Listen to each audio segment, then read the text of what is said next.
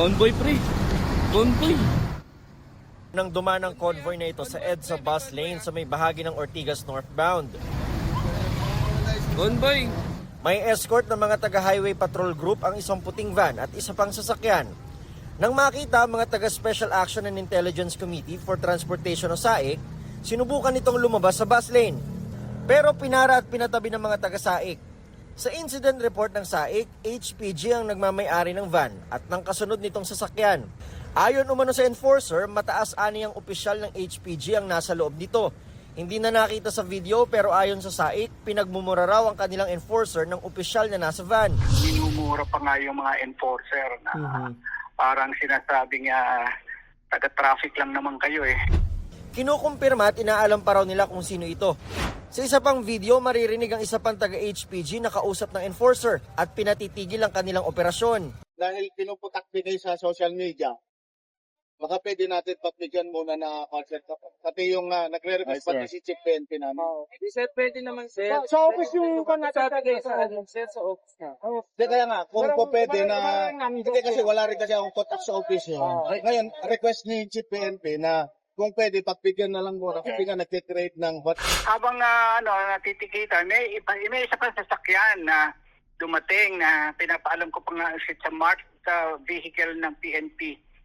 Basta't may isa pang sasakyan na ang sabi sa mga enforcer ay utos ni PNP chief na ipatigil na ang operation ng SAIC.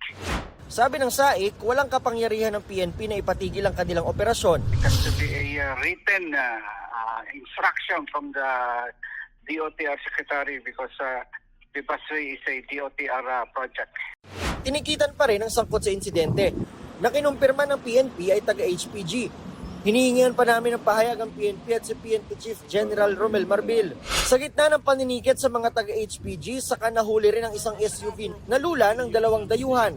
Nang hinga ng lisensya ang driver, nagbigay ito ng diplomatic passport.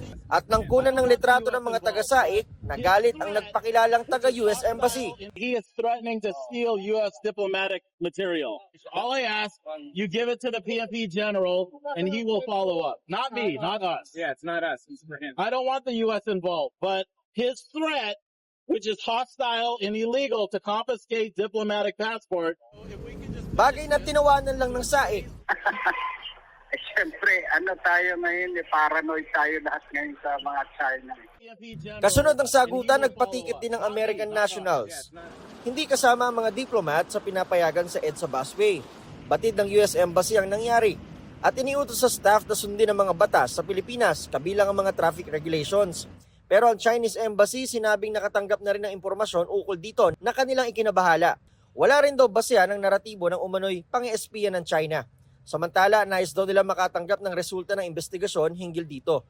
Para sa GMA Integrated News, Nico Wahe, nakatutok, 24 oras.